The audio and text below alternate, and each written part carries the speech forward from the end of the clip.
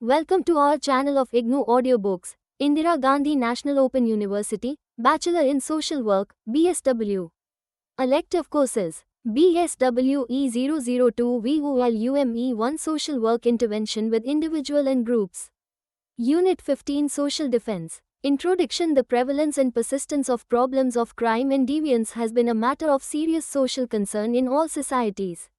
When these problems have crossed a threshold, the limit of social tolerance, and have assumed the proportions of a social problem, they require interventionist mechanisms comprising prevention, control, reformation, rehabilitation and reintegration, taken up by governmental and non-governmental organizations, agencies and institutions. The measures undertaken to combat these problems represent the society's response to defend itself from the threat these problems pose to the balance between organization and disorganization. This indeed is the rationale of social defense. Therefore, an adequate understanding of the concept of social defense and programs and policies is necessary to appreciate how the governmental and non-governmental organizations and agencies are responding to the problems of deviance, delinquency and crime. The rationale society's concern for the protection of its social order lies at the root of all mechanisms of social control.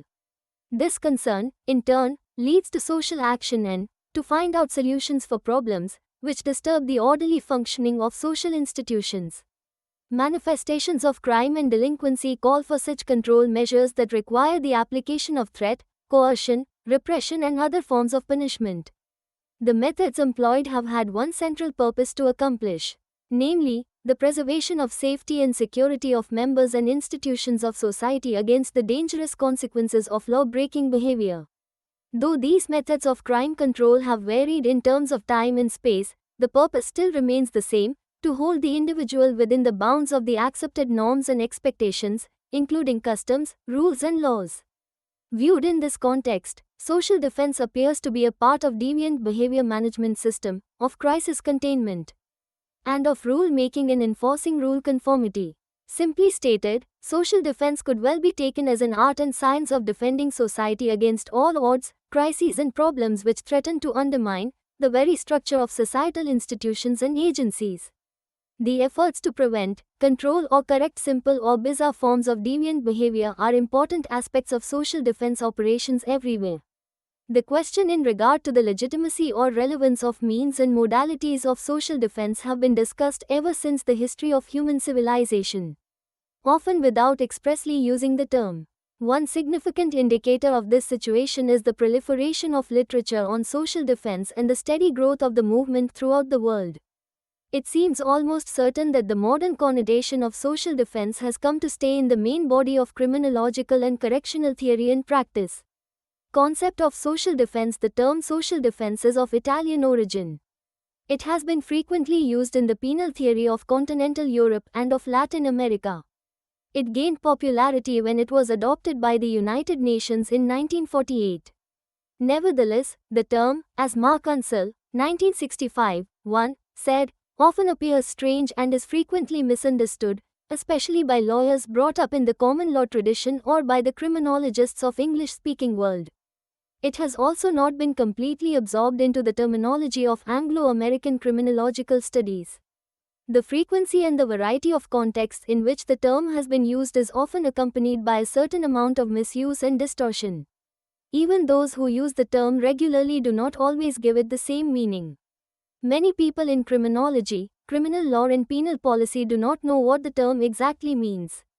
In such a situation, it is no wonder that the meanings attributed to the expression vary. For example, it was once fashionable to interpret the term social defense as the protection of society against crime, to the extent that such protection justifies the ruthless repression of crimes and criminals irrespective of the means employed. Such an interpretation of the term was accepted when repressive criminal law was considered to be the best possible instrument of social defense. Then the term social defense was synonymous repression.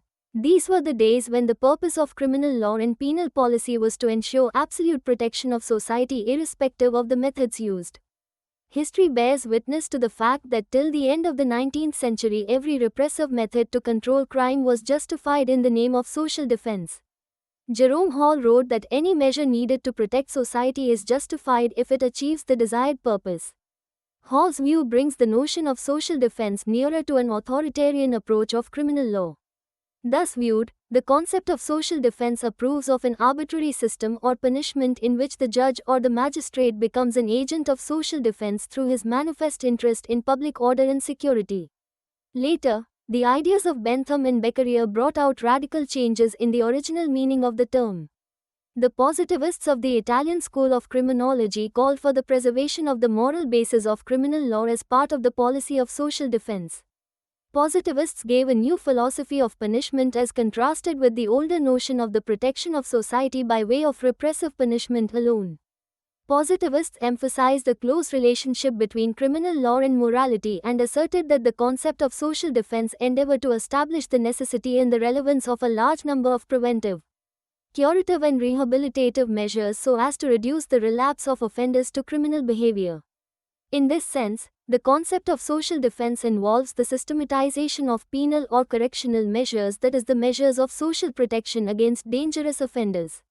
The modern connotation of social defense clearly rejects the primitive measures for the protection of society, decries retributive system of punishment, introduces the element of humanity into the administration of criminal justice system and establishes the need to treat crime as a social fact and a human act. In the light of this, social defense emerges as a new approach to the problem of crime and as a new trend in the decision-making, which organizes the means of controlling crime. Mark Unseld reiterates that the modern concept of social defense often came to be a synonym for action of a non-penal nature, or at any rate, for the treatment of the offender that is less punitive and repressive. In his elaboration of the concept, Unseld wrote that the concept of social defense covers proactive and preventive social policy which aims at the protection of society by protecting the offender as well. Thus, social defense is designated to ensure that the offender should receive the treatment which is appropriate to his individual case within a legal framework and by legal methods. Thus conceived, social defense is largely based on the substitution of treatment for retributive punishment. Characteristics without attempting to provide a universally agreed definition.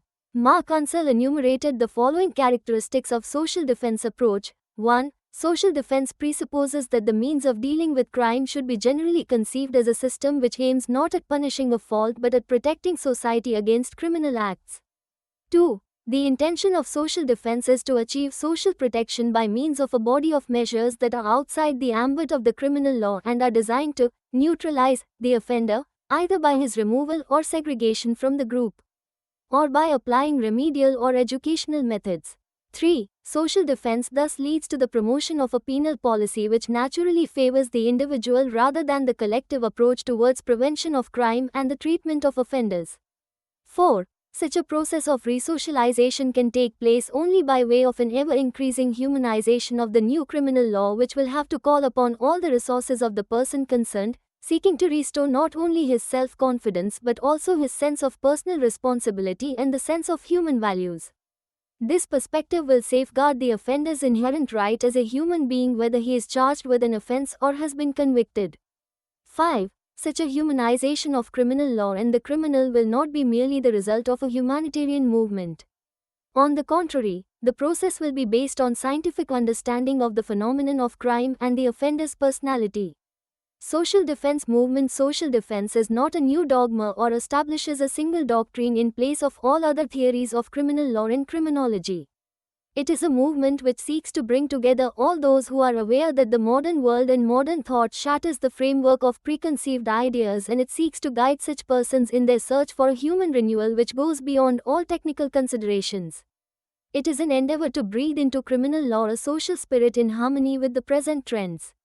Social defense movement does not only opens up the fresh horizons in the control of crime by non-repressive methods, but also succeeds in getting rid of a certain number of obsolete elements that still encumber penal theory or are assigned importance disproportionate to their intrinsic value or usefulness.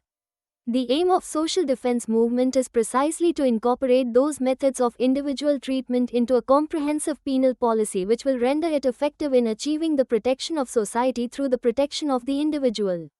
The movement does not hide the fact that there is a long way to go, nor does it seek to dissimulate that much remains to be done to educate not only the legislator, the criminal lawyer, the judge, and the prison administrator, who has to apply the sanctions imposed, but also to educate public opinion itself.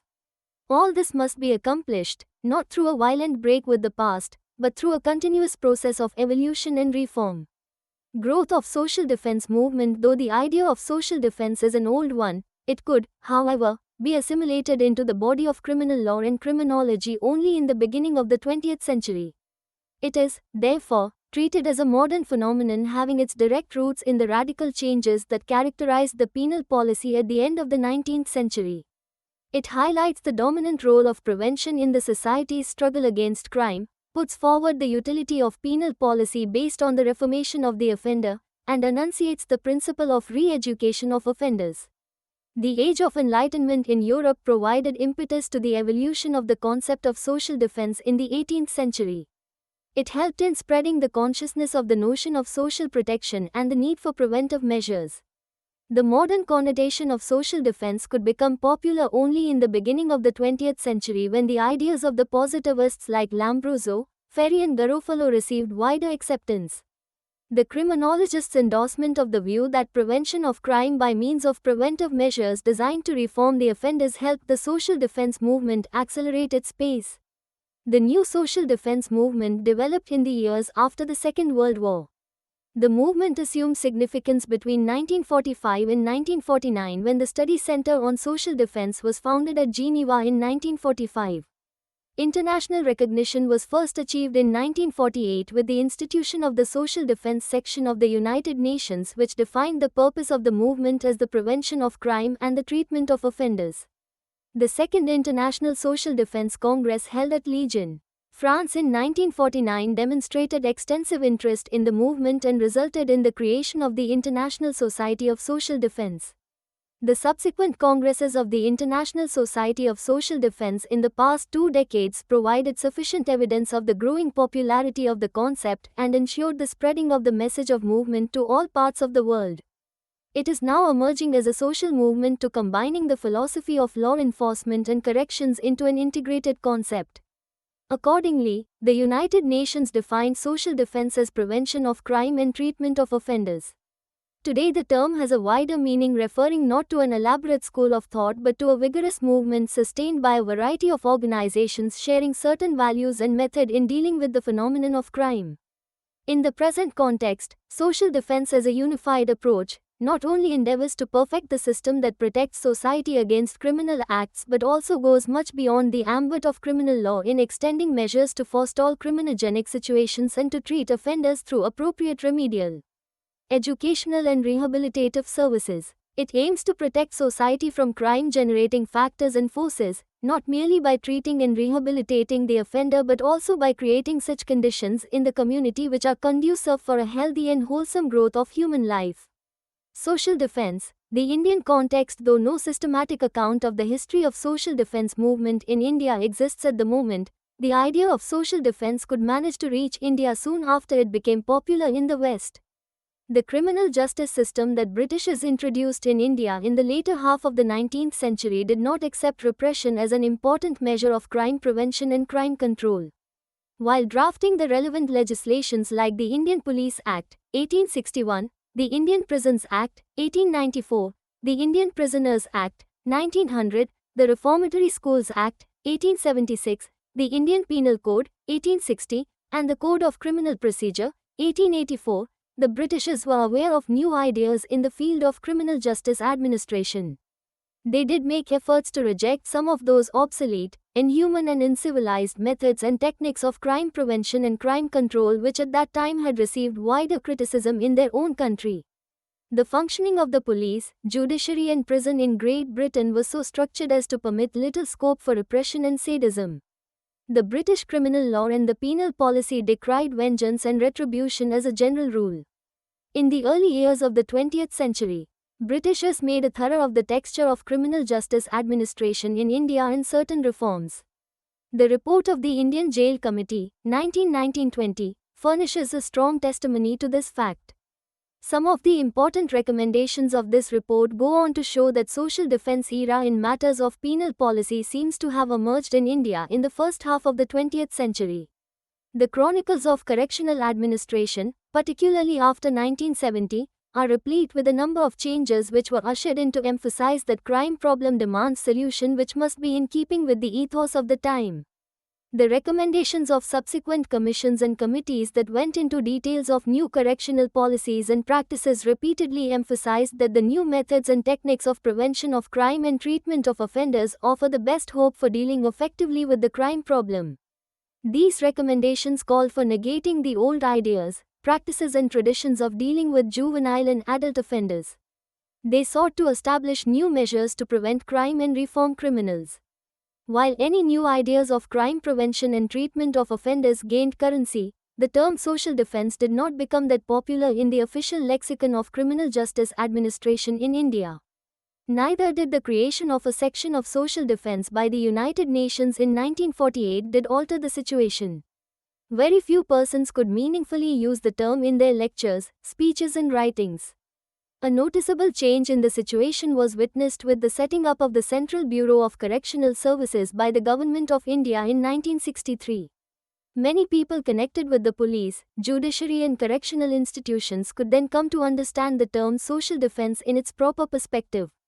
The use of the term gained more usage with the reorganization of the Bureau into the National Institute of Social Defense in the year 1973. National Institute of Social Defense. The National Institute of Social Defense started functioning as a subordinate office under the administrative control of the Ministry of Social Welfare, now the Ministry of Social Justice and Empowerment. It currently serves as the central advisory body in the field of prevention of crime and the treatment of offenders. The main areas covered by the institute are juvenile justice administration, welfare of prisoners, probation and allied measures, suppression of immoral traffic, beggary control and drug abuse prevention. The main functions of the institute relate to technical advice to the central and state governments, formulation of laws, rules and regulations, training of governmental and non-governmental functionaries, collection of statistics and promotion of research, dissemination of scientific knowledge, exchange of technical know-how, liaison with academic research and training institutions, awareness building towards social defense issues, and publication of scientific and popular material on social defense. Further, the institute assists the Ministry of Social Justice and Empowerment in the exchange of technical information with the United Nations and other international and foreign agencies in the field of social defense and drug abuse prevention. The institute has played a pioneering role in propagating and popularizing the idea of social defense in the country. In the initial years, under its new dispensation, the institute had undertaken several programs and activities which raised the hope of nurturing a strong social defense movement in the country. But it did not happen on account of several reasons. It is true that social defense movement which began in the early 80s had lost much of its momentum during recent times. Those engaged in the social defense sector are now disillusioned with the existing realities in the critical sectors of social defense. All this has happened because the lofty ideals of social defense has not percolated down to the formulation and implementation of existing social defense programs. Social defense programs. The Social Defense Division of the Ministry of Social Justice and Empowerment, Government of India is implementing a variety of programs for the neglected and marginalized people. Abandoned, destitute, neglected and delinquent juveniles who need care and protection, children who are in conflict with the law, the street children, the drug addicts, the offenders, the aged and host of others who need special care and support. The programs and policies aim at equipping them to sustain a life of respect and to become useful citizens. In this process, the government plays the role of a catalyst. The state governments, autonomous bodies, NGOs and even the corporate world are involved in the implementation of these programs. In brief, the social defense programs are meant to aid, prevent neglect, abuse and exploitation, and provide assistance to the deprived with an aim to bring them into the mainstream. The following are some of the important programs of the Social Defense Division. Care and protection of children. In order to provide care and protection to children who for various reasons require it, the Juvenile Justice, Care and Protection of Children Act, 1986, as amended in 2000, has come into force. The Act provides services for the care, protection, treatment, development and rehabilitation of juveniles who have not completed 18 years of age, by adopting a child-friendly approach in the adjudication and disposition of matters in their best interest and for their ultimate rehabilitation through various institutions established under the Act. It deals with two categories of children. 1. Children in need of care and protection, children without any home or settled place or abode and without any ostensible means of subsistence. Mentally or physically challenged children or children suffering from terminal diseases or incurable diseases having no one to support or look after, children whose parents and guardians are unfit or incapacitated to exercise control, abandoned, missing, destitute and runaway children, children who are being or are likely to be exploited for the purpose of sexual abuse or illegal acts, and children who are found vulnerable or are likely to be inducted into drug abuse or trafficking. 2. Children, juveniles, in conflict with law, those who are alleged to have committed an offense. The institutional measures for the above categories of children include observation homes, special homes, children homes and shelter homes. Observation homes provide temporary reception of juveniles in conflict with law during the pendency of inquiry regarding them. Special homes provide for reception and rehabilitation of juveniles in conflict with law. Children homes provide residential care, treatment and rehabilitation services for children who are destitute, abandoned, abused and exploited. Shelter homes, run by voluntary organizations, function as drop-in centers for the children in need of urgent support. Under the Act, special adjudication machinery has been established such as Juvenile Justice Board for juveniles in conflict with law and Child Welfare Committee for children in need of care and protection. The process of rehabilitation and reintegration of children is carried out alternatively by I. Adoption, E. Foster care, E. Sponsorship and sending the child to an aftercare organization. Integrated Program for Street Children. The objective of this program is to prevent destitution of children and facilitate their withdrawal from life on the street. The program provides for shelter, nutrition, health care, education, recreation facilities to street children and seeks to protect them against abuse and exploitation. The target group of this program is children without homes and family ties. A. Street children and children especially vulnerable to abuse and exploitation, such as children of sex workers and children of pavement dwellers. In addition to voluntary organizations, state governments, UT administration, local bodies and educational institutions are also eligible for the financial assistance from the government to run these programs. Inter-country adoption of children. Considering the fact that there are about 30 million orphans in the country, of which 12 million are destitutes, and also keeping in view the malpractices indulged in by the voluntary organizations while offering Indian children in adoption to foreign parents, the Supreme Court of India in the year 1984 and also subsequently delivered a series of judgments pertaining to child adoption. As per the directions of the Supreme Court regarding legal principles, norms and procedures to be followed in the inter-country adoptions, the Central Adoption Resource Agency, CARA, was set up in 1990. As an agency registered under the Societies Registration Act, CARA functions as an autonomous body funded by the Social Defense Division of the Ministry of Social Justice and Empowerment. It facilitates the adoption of orphaned, homeless, abandoned, exploited, abused and institutionalized children. Besides, the ministry has also granted recognition to both Indian and foreign agencies which are engaged in sponsoring Indian children for adoption abroad. 77 agencies in the country have been given recognition for doing inter-country adoption. In addition, 293 foreign agencies have been enlisted in more than 25 countries to sponsor inter-country adoption of Indian children.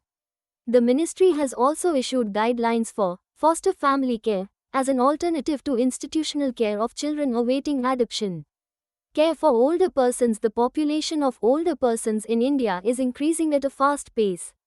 The index of aging indicates that while in 1971, there were nearly 14.2 older persons for every 100 children, this figure rose to 24.7 per 100 children by 2001. Indian society has been witnessing a definite withering away of joint family system, as a result of which the elders in the family are exposed to emotional neglect and lack of physical and financial support. The Social Defense Division of the Ministry of Social Justice and Empowerment, Government of India provides for the needs of older persons through its various programs and activities. In the year 1999, the government has come out with a National Policy for Older Persons, NPOP, during the United Nations International Year of Older Persons. In keeping with the provisions contained in the NPOP, a National Council for Older Persons, NCOP, was constituted in 1999 to operationalize the action strategies as envisaged under the identified areas of intervention. The NCOP is the designated office for receiving suggestions, complaints and grievances from individual older persons. The ministry has also commissioned Aadhaar as a secretariat for NCOP.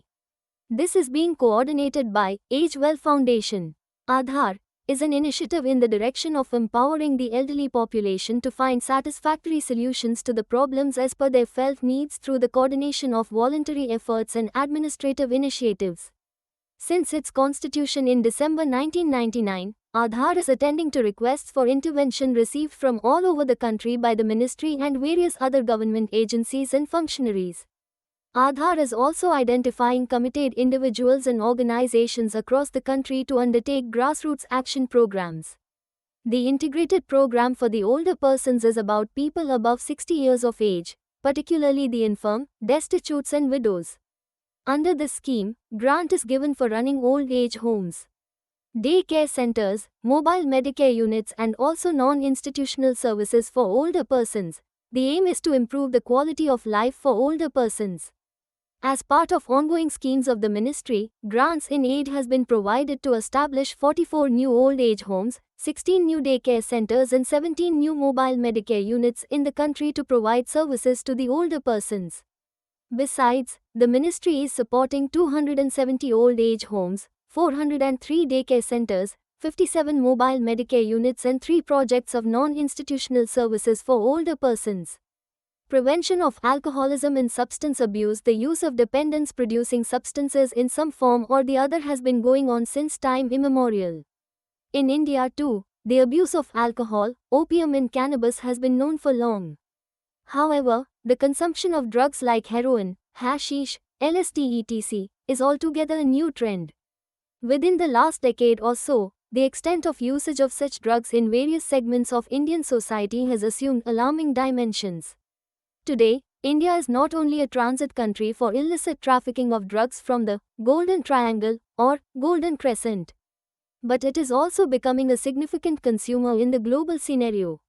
As long as addiction was a problem of certain individuals or socially alienated groups and as long as it was kept under control by informal social control mechanisms, it did not evoke much attention. However, with its spread amongst all socio-cultural and economic strata and an increasing perception of its disruptive influence on the individual, the family and society, drug abuse has emerged as a vital issue for planners. In order to tackle the problem of drug abuse, a two-pronged strategy of supply control and demand reduction has been adopted. While the control of supply is taken care of by the Narcotics Control Bureau and the police, the Ministry of Social Justice and Empowerment took the responsibility of looking after the educational and rehabilitation aspects of drug abusers. The Ministry of Social Justice and Empowerment is working towards I. Building awareness and educating people about the ill effects of drug abuse. E. Dealing with the addicts through a well-rounded program of motivation, counseling, treatment, follow-up and social reintegration of cured drug addicts. E. Imparting drug abuse prevention and rehabilitation training to volunteers. As the implementation of programs of drug demand reduction required community-based efforts, the ministry had been implementing the scheme of prohibition and drug abuse prevention in collaboration with NGOs since 1985-86. Recently, a comprehensive review of the scheme has been undertaken. The scheme has been modified to widen its coverage and was made more flexible to respond to the local needs and ground realities. The scheme has now been renamed as the Scheme for Prevention of Alcoholism and Substance, Drugs, Abuse for running the following activities with the collaboration of NGOs, counseling and awareness centers, treatment-cum-rehabilitation centers, the addiction camps, awareness creation programs, workplace prevention programs, drug awareness, counseling and assistance centers. These centers provide community-based services for awareness building, screening of addicts, counseling to addicts and their families, referral of hardcore addicts to treatment-cum-rehabilitation centers and follow-up assistance to former addicts. Treatment-cum-rehabilitation centers. These centers provide community-based services for awareness building for the identification, motivation, counseling, the addiction, aftercare and reintegration of addicts into the mainstream society. The addiction camps. To give wider coverage, Provision of the addiction camps has been made in the urban and rural areas where there are no treatment-cum-rehabilitation centers. These camps are organized only by the organizations which are running treatment-cum-rehabilitation centers. Workplace Prevention Program. In order to encourage workplace prevention program, financial assistance up to 25% of the expenditure for the setting up of a 15-bedded or 30-bedded treatment-cum-rehabilitation center is provided to the industrial units, enterprises having at least 500 workers on their rolls. Awareness generation programs which include holding of seminars, conferences, workshops, essay, debate competitions, publicity through mass media etc. have been promoted. Several radio and TV programs have been launched and films were produced to create awareness about the role of parents, teachers and opinion leaders in the prevention and control of alcohol and drug abuse. Voluntary organizations are being financially assisted to undertake educational work amongst the community and target groups. The ministry has identified 3 major thrust areas for priority intervention as follows. Rehabilitation, to achieve whole person recovery, WPR, which emphasizes physical, emotional and mental rehabilitation, culminating in physically, socially and economically self-reliant life for drug addicts. Socially and economically vulnerable target groups, special attention is given to drug abuse problem among socially and economically vulnerable groups, i.e. street children, commercial sex workers, destitute women etc. The ministry is also seeking the collaboration of Department of Education, Department of Youth Affairs and Sports, Ministry of Information and Broadcasting, Ministry of Health and Family Welfare and their subordinate agencies for imparting education on drugs through formal and non-formal education processes and for networking of services related to drug abuse. In order to obtain international cooperation in the area of drug abuse prevention and treatment, the ministry has launched the following 3 major projects in collaboration with the United Nations, International Drug Control Program, UNDCP, and the International Labour Organization, ILO. They are Community Drug Rehabilitation and Workplace Prevention Program all over the country. Comprehensive Program on Community Drug Rehabilitation for Northeast states in the country. National Survey on the Extent, Pattern and Trends of Drug Abuse in the country. Problems concerning social defense programs. The growth of social defense in India on sound scientific lines has been hampered by the existence of certain problems in relation to the policy and its implementation. Some of those which deserve special mention are: programs and services in some of the key sectors of social defense suffer from lack of uniformity of institutional structure, policy declarations, administrative rules and practices, and also in terms of quality of services and scope of action. Compared with the complexity and magnitude of the problem under focus, the machinery of social defense operations seems to be inadequate. Despite wider theoretical acceptance of new methods and techniques of social defense, old and counterproductive measures are often applied. It is a known fact that a good number of social defense institutions continue to function on traditional lines with little provision for individualized correction and rehabilitation of offenders. A great deal of social defense institutions suffer from the chronic lack of material and non-material resources essential for the fulfillment of the avowed objectives of social defense. Social defense schemes have a marked tendency to depend largely on institutional measures of crime prevention and treatment of offenders. As a result, non-institutional measures seem to suffer from lack of attention. Social defense being a state subject, states tend to ignore the directions of the central government. As a consequence, the progress made with regard to various social defense programs is not symmetrical. Personnel engaged in social defense institutions and agencies have not been given proper recognition in terms of salary, conditions of service and opportunities for professional growth and development. As a result, it was difficult to attract suitable persons with requisite qualifications and aptitude for social defense work.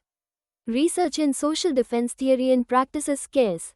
As a result, there exists little data to provide empirical base about the success or failure of many social defense programs and policies. Srivastav, 1981, 224-239. Conclusion. In conclusion, it appears that social defense movement in India has thus far made only a modest beginning. It is beset with problems such as piecemeal programming, scarcity of funds, lack of public support and understanding, and so on. Seldom has the growth of social defense been based on systematic planning. It is felt that the tardy growth of social defense is because of its inability to cope up with the magnitude of problems it has to deal with. In reality, there also exists a hiatus between the theoretical expositions of social defense and the field realities. The challenges faced by social defense movement in India do not have easy solutions. It needs resources which are hard to come by. It deserves a sort of planning of programs and services which is easy as an intellectual exercise but difficult as a feasible proposition. And finally, it warrants realistic organizational structure which seems uncertain in the prevailing bureaucratic culture. Within these constraints, the social defense movement is struggling to achieve good results in its current thrust areas. Thank you for watching. We will see you in the next video with the next chapter.